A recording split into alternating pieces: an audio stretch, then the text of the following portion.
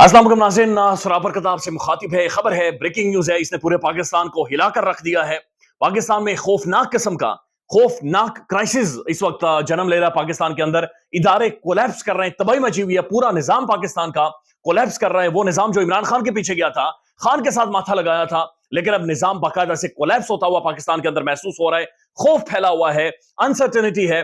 और supreme court के senior train जज ऑनरेबल जस्टिस इजाजुल एहसन साहब, मोस्ट रेप्यूटेड जज, मोस्ट रेप्यूट, एक अच्छी साख के मालिक जज, जिन्होंने 10 माह बाद चीफ जस्टिस ऑफ पाकिस्तान बनना है, उन्होंने इस्तीफा दे दिया है। अब वो जो इस्तीफा दे रहे हैं, इस्तीफे के अंदर वो खुलकर ये लिख रहे हैं कि मेरी अब ख्वाहिश ही नहीं है कि मैं सुप्रीम कोर्ट के अंदर काम करूं। यानी कि सीनियर ट्रेन जज, जिस बंदे ने चीफ जस्टिस ऑफ पाकिस्तान बनना है, वो ये कह रहा है, वो काजी फाइज ईसा की अदालत से और काजी फाइज ईसा साहब से इंतहाई नापसंदीदगी का इजहार करते हुए वो ये कह रहे हैं कि मैं अभी सुप्रीम कोर्ट के अंदर काम ही नहीं करूंगा। मुझे घिन महसूस होती है, उस तासुर ऐसा मिल रहा है, महसूस हो रहा है कि वो कह रहे हैं कि मुझे घिन महसूस होती है और मैं इस्तीफा दे रहा हूं। यानी एक सीनियर ट्रेन शख्सियत, मोस्ट रेप्यूटेड जज, और किसी भी जज के लिए ख्वाब होता है चीफ जस्टिस ऑफ पाकिस्तान बने, पाकिस्तान की इंसाफ की सबसे बड़ी कुर्सी के ऊपर बैठे। वो 10 माह बाद बनने वाला था, लेकिन मुअज़्ज़ज़ जस्टिस इजाजुल एहसन ने इस्तीफा दे दिया है और वो अपने घर चले गए, उन्होंने खुद को साइडलाइन कर दिया है। अब अहम तरीन बात यह है कि यह खबर सबसे पहले मीडिया के चंद लोगों को लीक की गई और उसके बाद पाकिस्तान के प्राइम टेलीविजन के ऊपर उनके खिलाफ एक कैंपेन शुरू हो गई है। यानी खुलकर कैंपेन, उन्होंने राय फरार इख्तियार कर ली, उनके खिलाफ रेफरेंस आने वाले था, उनके खिलाफ शिकायत आने वाली थी, उनके ऊपर करप्शन के केसेस आने वाले थे। लेकिन यह अहम तरीन बात है कि पाकिस्तानी सुप्रीम कोर्ट के दो अहम तरीन जजेस 2 दिनों में इस्तीफे देकर अपने घरों को चले गए हैं। ये अहम तरीन मामला है कि ये मामला असल में किस तरफ जा रहा है। एक तरफ कहा जा रहा है कि पाकिस्तान में जुडिशियल डिक्टेटरशिप कायम कर दी गई है। काजी फाइज ईसा साहब ने पाकिस्तान की सुप्रीम कोर्ट को, जुडिशियल निजाम को टेक ओवर कर लिया है और उन्होंने तबाही मचाई हुई है मुल्क के अंदर। जो नाइंसाफियां, ह्यूमन राइट वायलेशंस हो रही हैं, तबाही मची हुई है पाकिस्तान के अंदर। और कहा जा रहा है कि तमाम तर जजेस हॉस्टेजेस हैं और काजी फाइज ईसा साहब ने एक डिक्टेटरशिप, जुडिशियल डिक्टेटरशिप इस मुल्क के अंदर कायम कर दी है। अब 2-3 अहम तरीन बातें जो आपको समझने की जरूरत है। जस्टिस इजाजुल एहसन कौन है, इनके जो अहम तरीन फैसले हैं पिछले दिनों में, जो इनकी अहम तरीन चीजें सामने आई हैं, वो आपके सामने रख देते हैं। एक तो ये ज़हन में रखें कि ये वही मुअज़्ज़ज़ जज हैं जिनकी तस्वीरें मरियम नवाज शरीफ जलसों में लहराती थी, जलसों में लहराकर इनके बारे में कहा करती थी कि ये वो जज हैं जिन्होंने नवाज शरीफ को गिराया है। तो ये वो जज हैं जिनकी तस्वीरें मरियम जलसे में लहराती रही हैं। अब ये भी पाकिस्तान के अंदर डिबेट और डिस्कशन हो रही है कि सारी चीजें लंदन प्लान का हिस्सा है। ये लंदन प्लान है कि सब कुछ बिखेर दो। हर वो बंदा जो नवाज शरीफ के खिलाफ खड़ा हुआ था, हर वो बंदा जिसने नून लीग की तरफ आंख भी उठाकर देखी थी, चाहे साफी था अरशद शरीफ या चाहे सुप्रीम कोर्ट की जजेस या पाकिस्तान में कोई भी है, बिल्कुल उसको साइड पर किया जा रहा है, उसका सफाया किया जा रहा है और वो चीजें होते हुए नजर आ रही हैं। अब एक तो ये वो जज हैं जिनका मरियम नवाज शरीफ साहब ने जलसे में लहराया था, जिनकी तस्वीर लहराई थी। फिर ये जस्टिस इजाजुल एहसन साहब और जस्टिस मुज़ाहिर अली अकबर नकवी साहब, ये दोनों वो मुअज़्ज़ज़ जजेस हैं जिन्होंने उस वक्त के चीफ जस्टिस उमर अता बंदियाल साहब को नोट लिखा था कि पंजाब और खैबर पख्तूनख्वा की असेंबलीज तहलील हो गई हैं, लिहाजा इसके ऊपर सो मोटो नोटिस लें, क्योंकि हमें महसूस हो रहा है कि मुल्क में इंतखाबात नहीं होने वाले। तो 2 सूबे अहम तरीन जहां पर असेंबलीज तहलील हो गई थी, कॉन्स्टिट्यूशन के मुताबिक इंतखाबात होने थे, तो ये 2 मुअज़्ज़ज़ जजेस थे जिन्होंने उस वक्त चीफ जस्टिस को यह खत लिखा था कि जनाब इस सारे मामले को देखें और इसके ऊपर एक्शन लें ताकि पंजाब और खैबर पख्तूनख्वा में इलेक्शन हों। आइन रौन दिया गया, उसके बाद फैसला नहीं माना गया, इंतखाबात मुल्क के अंदर नहीं हुए। अब अहम तरीन बात यह भी है कि मिलिट्री कोर्ट्स में सिविलियंस का ट्रायल नहीं हो सकता। यह भी एक फैसला आया था, यह भी अहम तरीन फैसला था। और उस फैसला देने वाले जो 5 मुअज़्ज़ज़ जजेस थे, उनमें 2, एक जस्टिस इजाजुल एहसन साहब जिनका आज इस्तीफा आया, एक जस्टिस मुज़ाहिर अली अकबर नकवी साहब जिनका कल इस्तीफा आया था।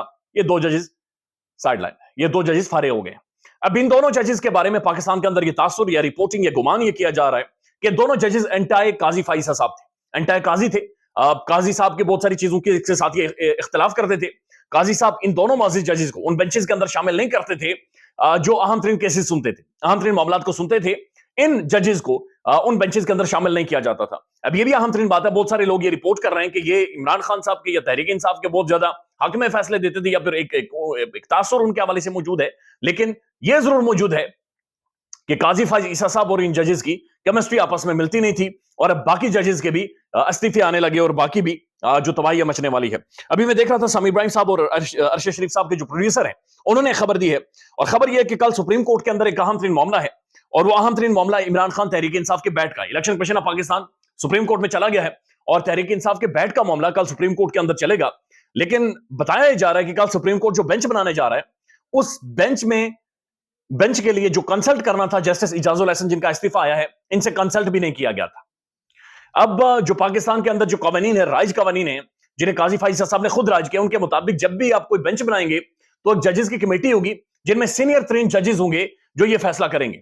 اب سینئر ترین ججز قاضی فائز صاحب کے بعد یہ اعجاز الاحسن صاحب آتے تھے، لیکن جو کل الیکشن کمیشن آف پاکستان اور تحریک انصاف کے بلے کی سماعت کرے گا، اس کے بارے میں ابھی یہ خبریں آ رہی ہیں، رپورٹ ہو رہا ہے کہ اس کے اندر اعجاز الاحسن صاحب سے کوئی کنسلٹ نہیں کیا گیا، اور اس کے بعد ان کا استعفیٰ سامنے آ گیا جس میں وہ بڑے کھل کر یہ کہہ رہے ہیں کہ میں وش ہی نہیں کرتا کہ میں اب قاضی فائز عیسیٰ صاحب کی عدالت میں یا پھر پاکستان کی سپریم کورٹ میں مزید کام کروں یا اپنے معاملات کو آگے لے کر جاؤں. میں کچھ ایک ساتھیوں کا رد عمل بلکہ اس کے اوپر ہیومن رائٹ جو بین الاقوامی تنظیم ہے پاکستان کے حوالے سے وہ بھی بولی ہیں.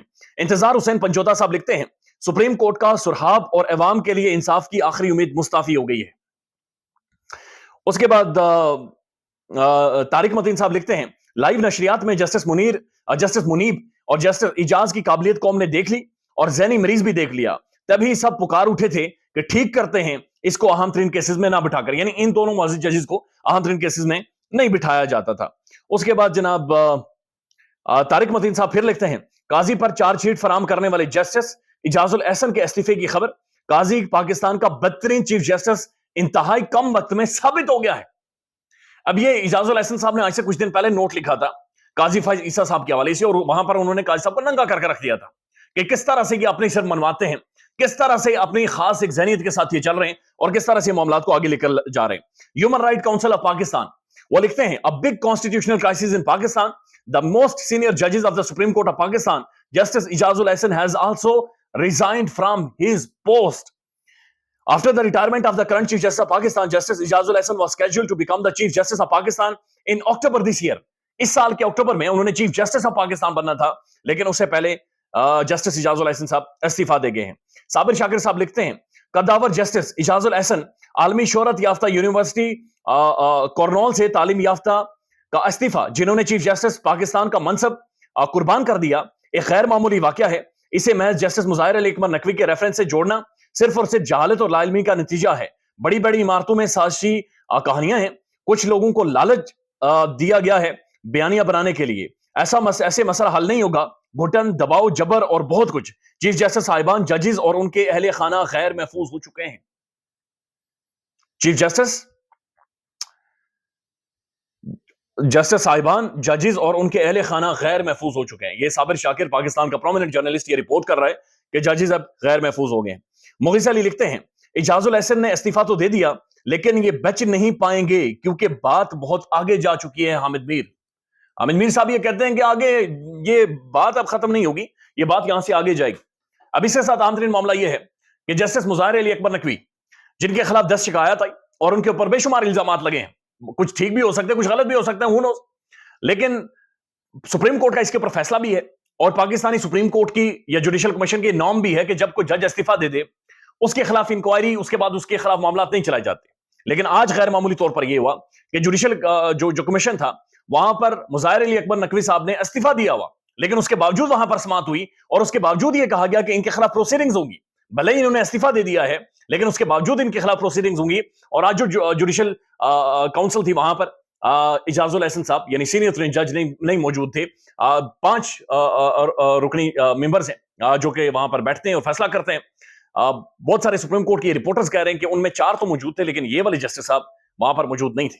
اب معاملہ بڑا اہم ترین ہو گیا ہے اور یہ معاملات کس طرف جا رہے ہیں یہ اپنے آپ میں ایک بڑا سوال ہے. قاضی فائز صاحب کے بارے میں کہا جا رہا ہے کہ ڈیو پروسیس فالو نہیں کر رہے، کسی کی بات نہیں سن رہے، ایک مخصوص قسم کی ذہنیت لے کر چل رہے ہیں.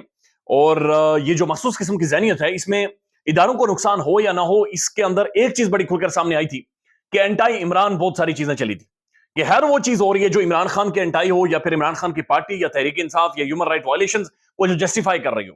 غیر معمولی. لیٹس سی آگے کیا ڈیولپمنٹس ہوتی ہیں آپ کے سامنے رکھیں گے. خیال رکھیے گا اپنا. اللہ حافظ.